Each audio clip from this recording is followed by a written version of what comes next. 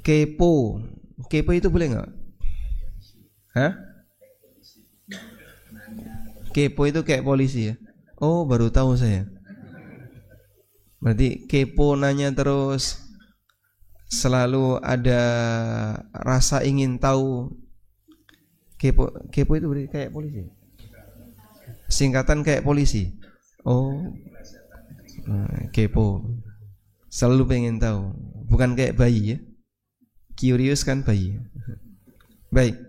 Kepo itu boleh nggak Pak? Boleh. Tergantung objeknya ya. Ya. Kepo itu kan tergantung objek. Kamu ingin tahu, kalau ingin tahu masalah syariat, masalah ilmu yang dibutuhkan masyarakat, ilmu agama, ini kepo yang bagus Pak. Saya kok pengen tahu gimana cara wudhu yang benar. Saya kok pengen tahu dengan detail bagaimana cara tayamum yang benar. Itu orang kalau misalnya lagi sakit, dia nggak bisa gerak karena badannya penuh dengan selang, telinga bisa mendengar, mata bisa melihat jam, tapi nggak ada yang membantu karena dia ada di ICU, ada di ruang ICU atau ada di ruang yang nggak bisa disentuh oleh orang lain. Itu tayamumnya gimana, sholatnya gimana. Nah kayak gitu kan kita perlu kepo ya. Kepo seperti ini, kepo yang ya terpuji. Tapi ada kepo tentang masalah gaib. Ya. Pengen ngerti tentang jin. Saya pengen lihat tuyul. Saya pengen lihat apa lagi? Lihat demit. Apa manfaatnya? Kalaupun kamu misalnya bisa melihat ada yang ketangkap kamera. Oh kayak gitu tuh rupanya demit. Lucu ya. Misal ya. Terus mau ngapain kamu? Ya wes. Ini kepo yang gak ada gunanya. Kepo seperti ini tidak ada gunanya. Apalagi hal yang gaib itu gak boleh dikepoin. Ini dilarang. Dilarang kepo. Biarkan hal yang gaib jadi hal yang gaib. Sehingga kalau kita tidak tahu hal yang gaib, ya sudah, memang hal yang gaib itu kita tidak boleh tahu. Makanya disebut gaib. Berusaha untuk menggali ya percuma. Misalnya orang ingin mencari tahu, Pak, di mana sih Pak gua yang dipakai untuk tempat persembunyian Ya'juj dan Ma'juj? Bentengnya Dzulqarnain itu ada di mana? Terus kamu kalau tahu mau apain? Mau tak bom. Jadi kita kirim rudal ke sana biar Ya'juj dan Ma'juj itu meledak, hancur. Jadi nanti kan mereka nggak keluar, sudah dihancurkan sebelum keluar. Katanya kalau keluar bikin kisruh. Ya nggak mungkin bisa. Itu Allah rahasiakan. Dan akan Allah keluarkan di akhir zaman. Padahal jumlah mereka itu kan banyak sekali ya. Jadi mereka itu bertempat di tempat mana? Terus apa mereka enggak kesulitan oksigen? Enggak kena sinar matahari dalam waktu yang lama? Padahal mereka itu manusia seperti kita. Mereka Bani Adam. Tapi mereka disembunyikan oleh Allah Ta'ala. Walaupun kata orang, seluruh permukaan bumi ini sudah dijelajahi oleh manusia semuanya. Teknologi sudah menjelajahi seluruh permukaan bumi ini. Habis semua. Jadi sudah nggak ada posisi yang teknologi tidak menjangkau, kata orang ya. Tapi kenyataannya Ya'juj dan Ma'juj yang disembunyikan oleh Allah tidak bisa ditembus oleh teknologi. Karena Allah Subhanahu wa taala merahasiakannya. Nah, kepo kayak gini boleh nggak?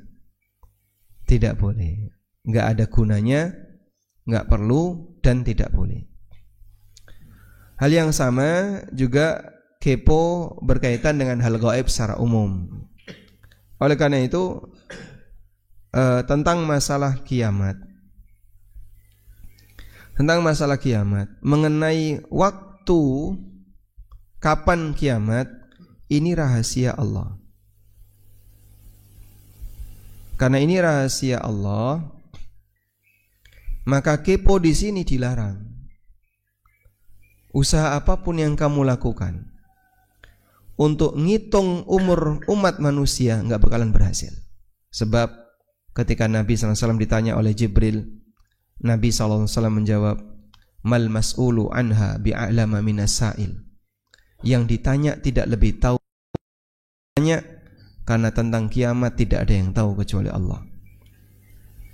Tapi untuk tanda kiamat, untuk tanda-tandanya, ini Allah jelaskan. Sehingga kapan kiamat Allah rahasiakan, tanda kiamat Allah tampakkan. Allah Subhanahu wa taala mengatakan, fahal yanzuruna illa as-sa'ata an ta'tiyahum baghtatan faqad jaa'a asyratuha. Yang mereka nantikan itu adalah kiamat yang nanti akan datang secara tiba-tiba. Faqad jaa'a asyratuha, padahal tandanya sudah datang. Sehingga akan ada tanda kiamat A, tanda kiamat B. Tanda kiamat yang sudah Bapak lihat apa Pak? Yang sudah dilihat. Pak Budi sudah melihat tanda kiamat?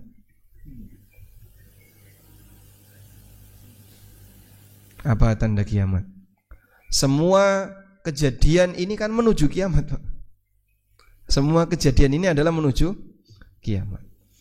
Sehingga apa tanda kiamat yang sudah terjadi?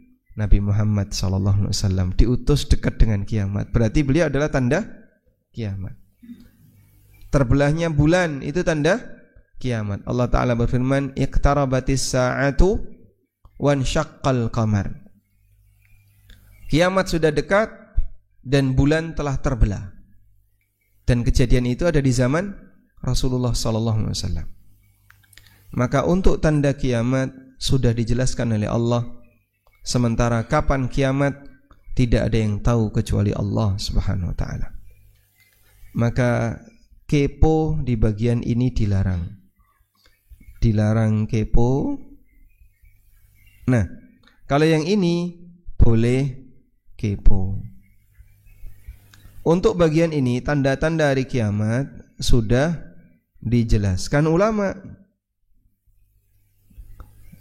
Sudah dijelaskan dalam dalil. Tinggal ikuti saja penjelasannya.